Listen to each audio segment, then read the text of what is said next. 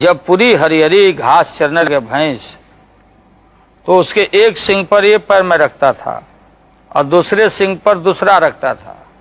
वो चल रही है नीचे, पूरे उसके पुट्ठा को मैं पकड़ के जैसे छिपकली सड़ जाती।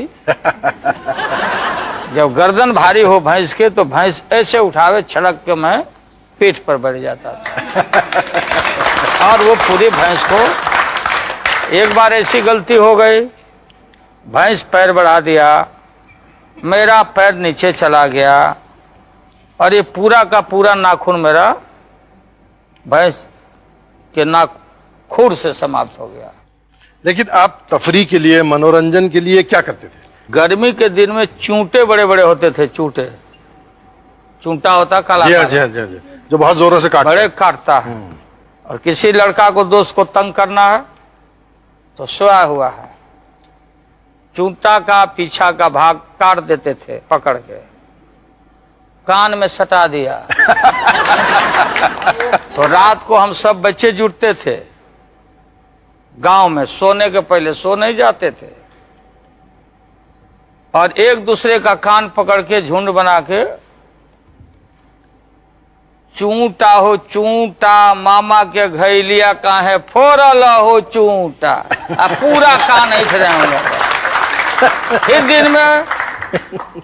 दिन में बैठते, सब पलाथी मार के बैठ जाते थे और अंगूठा अपना पकड़ लिया, और ये अंगूठा इस तरह से रखा, फिर दूसरा पकड़ा, फिर तीसरा पकड़ा, फिर चौथा पकड़ा, सभी दोस्त मिल करके, और बोलते थे हम लोग, तार काटो तरकुल काटो, काटो रे बन खाजा, हाथी पर के घुंघरू चमक चल खाजा। ये हमारा काम होता है, ये हमारे एंटरटेनमेंट था। ये हमारा एंटरटेनमेंट था गांव गंवई के लोगों का, और खास करके हमारा इलाका भोजपुरी इलाका था जी।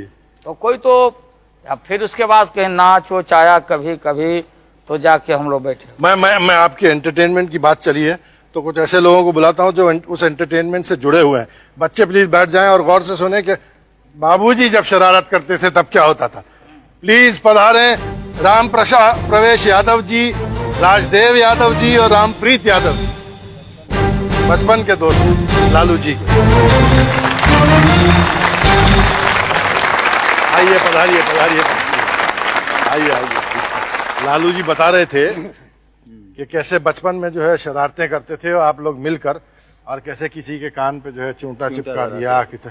तो ये इसमें आप लोग भी शामिल होते थे और सिर्फ आप ही के कान पे चिमटा लगता था या कभी लालू जी के कान पे भी लगता था? वो किसी को कान में बहुत तेज थे उस टाइम में, यही पहले धरा देते थे किसी को कान में। और हम लोग गाय भैंस चराते थे। इसके बाद ये सिपाही बनते थे, हम लोगों को चोर बनाते थे। किसी को चौकीदार बनाते थे, हम लोग के गमछा है न से हाथ बनवाते थे। अब पुल जो होता है देहात में, उसी में हम लोगों को बंद कराते थे, फिर छोड़वाते थे।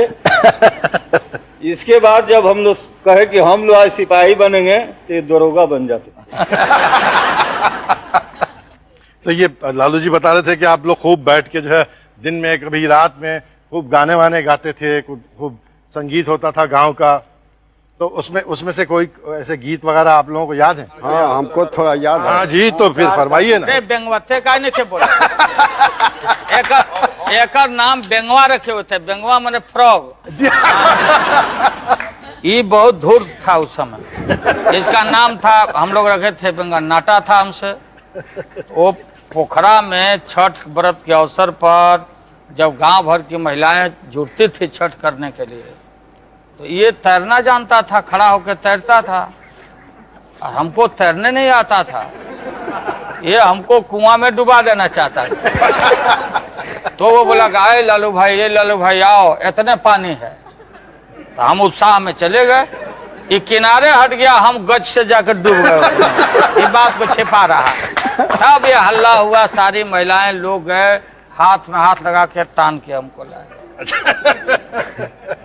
उसके बाद आपने इनको क्या किया? इनका बढ़िया से इलाज किया गया। ये बहुत अच्छा गाता है। तो ये तो आप ही फरमाइश कर सकते हैं, हमारी तो बात मानेंगे नहीं। है तो वो गा के सुनाओ तो। खबरदार खूनी दरिंदों से रहना, खबरदार खूनी दरिंदों से